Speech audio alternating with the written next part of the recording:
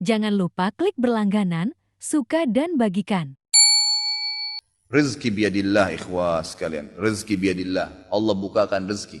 Saya cuman karena tidak enak kalau saya mau menceritakan keadaan saya pribadi ya. Kalau pengalaman saya pribadi terlalu banyak bukti-bukti nyata subhanallah yang saya hadapin pribadi. Pada saat lagi terdesak dari sisi ekonomi, godaan luar biasa. Ada pinjaman yang berbunga, ada yang begini, ada yang begitu. Tetap saya tolak, saya komitmen. Sampai pada titik terakhir, titik klimaksnya saya pertahankan. Allah berikan jalan keluar yang tidak masuk di akal ikhwah. Betul-betul tidak masuk di benak saya. Saya ceritakan salah satunya. Pada saat saya ada masalah kemarin di Kalibata. Ini untuk diambil ibrah saja. Restoran saya buka 2 tahun 8 bulan. Kemudian saya pertemukan antara omset sama bayar sewa dan ya service charge-nya. Karena di mall ada service charge maka tidak cukup, tidak berimbang. Saya merasa selama hampir 3 tahun tidak mendapatkan keuntungan. Lalu saya berpikir untuk menutup restoran itu.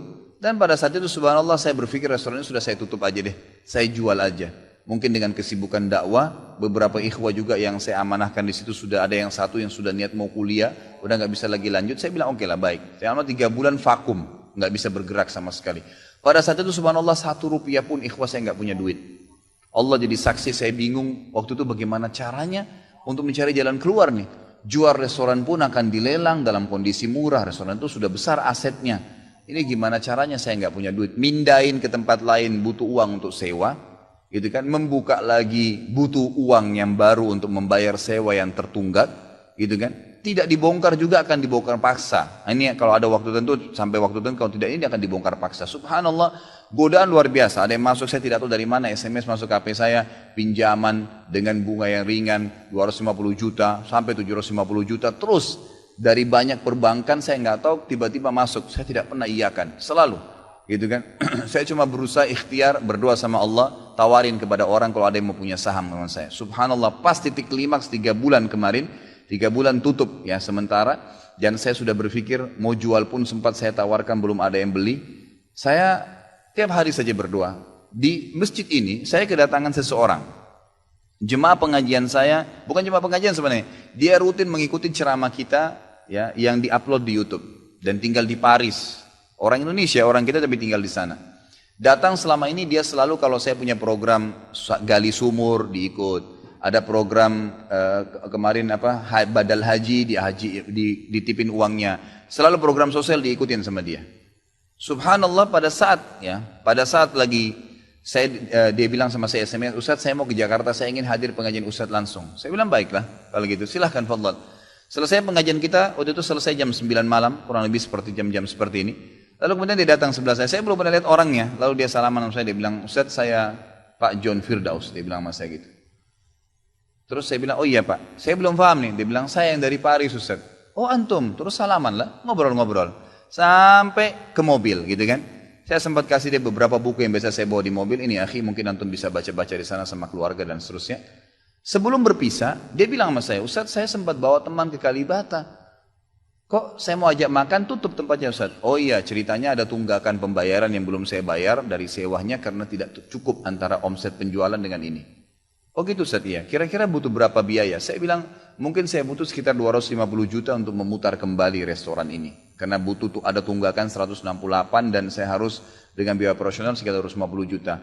Rencananya memang saya mau buka saham kalau memang ada yang mau masuk. Dia bilang sama saya tiba-tiba ini cuma mau berpisah di sini di depan masjid ini dia bilang sama saya, Ustadz kalau Ustadz bilang saya baru saja kemarin masukin anggaran dana saya 400 juta di satu perusahaan. Kalau saya tahu saya akan ikut sama Ustadz. Ya sudahlah akhi, qadarullah nggak apa-apa gitu kan. Tapi kalau emang Ustadz mau saya coba pikirkan nanti saya pertimbangkan. Kira-kira berapa? Saya bilang saya akan buka saham 250 juta itu 10% dari omset antum akan ambil. Karena aset restoran sekarang 2,5 M. Baiklah dia bilang sama saya gitu.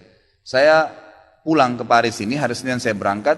Saya bicara sama istri, saya langsung kasih berita ke Ustadz lalu saya kasih. Baiklah saya bilang kalau begitu. Dia pulang subhanallah, saya pikir ya sudahlah. Ini mungkin dia mau pertimbangkan lagi. Malamnya, pada malam itu juga, dia tiba-tiba SMS ke saya, dia bilang Ustadz setelah saya musyawarah sama istri, saya akan transfer ke Ustadz dengan jumlah 250 itu. Supaya bisa bergulir dan saya siap mengambil 10%-nya. Gitu kan, saya sujud syukur kepada Allah, alhamdulillah ada jalan keluar gitu. Subhanallah saya ke Kalibata, saya bicara besoknya sama GM-nya, saya ngobrol, ini gimana jalan keluar, saya sudah ada duitnya sekarang dan mau diputar. Oh udah nggak bisa Pak Khalid, Ini kan sudah 3 bulan vakum. Udah nggak bisa, harus dibongkar, udah tutup, nggak bisa lagi. Kalau Pak Halid mau pindah tempat lain silakan, atau mau buka sini kembali harus ganti nama. Baiklah, saya coba kembali kepada Allah SWT lagi berdoa, ya Allah berikan petunjuk, ada apa sebenarnya ini, bagaimana jalan keluarnya. Hati saya subhanallah cenderung untuk keluar, gitu kan. Udahlah mungkin saatnya untuk keluar dari situ, karena memang selama ini ada teman-teman saya berikan masukan juga yang sering datang, akhi di sini parkiran susah, akhi di sini kadang-kadang tidak ditahu dan seterusnya, lebih baik kalau ente keluar.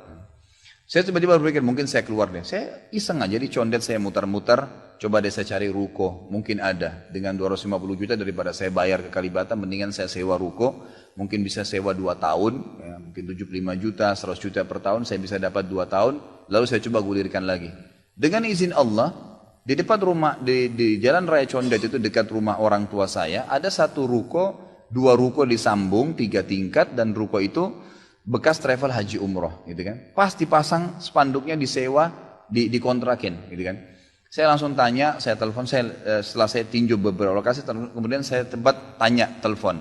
Dia bilang boleh, silakan Bapak lihat, saya lihat ke dalam, cocok, alhamdulillah 3 lantai itu. Kemudian saya tanya sewanya, ternyata dananya juga mencukupin, gitu kan, dananya mencukupin. Lalu kemudian saya mulailah ya proses, saya bayar sewanya, kemudian saya juga proses pemindahan, dan insya Allah dalam waktu dekat akan dibuka. Tapi saya melihat dari pelajaran sini ikhwah, bahwasanya jalan keluar dari Allah itu ribuan, jutaan jalan keluarnya. Sabarin aja, nikmatin prosesnya. Setiap penawaran haram, tolak, jangan pernah mau. Dengan izin Allah akan ada jalan keluar. Tidak ada. Kata Nabi SAW, "Man taraka syai'an lillah abdalahu khairan min." Gitu kan? Jadi tidak ada sama sekali. Subhanallah, pada saat itu saya harus bayar sewa 225 juta. Uang sisa 250 juta pada saat itu. Terus kemudian saya sempat telepon ke akh itu lagi, ya, Pak John, semoga Allah jaga beliau. Saya sempat telepon, kemudian saya katakan, akhi, kemarin antum bilang antum sempat masukin dana 450 di 400 di Jakarta itu. Bagaimana kalau antum tarik uang itu, kalau masih bisa, kita gabungin aja. Saham kan per 250 juta itu ada 10%. Antum ambil aja 30% dari semua total omset penjualan nanti. Tidak usah dengan 750, dengan 650 saja. Gitu kan? Dia bilang kalau itu sudah nggak bisa Ustaz. Tapi memang coba saya pertimbangkan deh. Saya akan coba hubungin teman-teman di Paris ini yang sudah biasa, yang kenal antum. Gitu kan? Kalau yang kenal antum mungkin mereka bisa. Baiklah, fadhal. Subhanallah, besok dia SMS lagi ke saya. Ustaz, saya sudah musyawarah dengan istri, ternyata saya punya dana cukup. 650, kami yang pegang semua saham itu. Ditransfer uang semua ke saya. Yang tadinya saya dari 1 rupiah tidak pegang duit, masuk uang 650 juta ikhwah, tidak masuk di akal. Gitu. Sesuatu yang tidak masuk. Orang ini saya nggak kenal, nggak pernah ketemu, sekali ketemu di sini, dan sekarang sudah kembali ke Paris. Setiap kali saya bilang akadnya saya akan kirim, baru tadi saya kirim akadnya. Sudah nggak apa-apa Ustaz, saya percaya. Akhi, ini bisnis loh, bisa untung rugi. Sudah paham Ustaz. Orang lain aja banyak bisnis dia rugiin saya nggak takut, apalagi sama Ustaz. Sudah silakan, alhamdulillah. Saya melihat Allah berikan jalan keluar yang sangat dimudahkan. Yang penting nikmatin prosesnya dan yakin kepada Allah SWT. Jangan takut. Jangan takut. Dan ada banyak kisah seperti ini dalam hidup saya yang saya mungkin sebagian tidak diceritakan gitu kan. Cuma ini tadi saya buka supaya memang bisa ada pengalaman. Karena rata-rata sini karena hanya masalah kekhawatiran saja. Kekhawatiran rezeki yang insya Allah tidak akan ada masalah dalam kehidupan kita.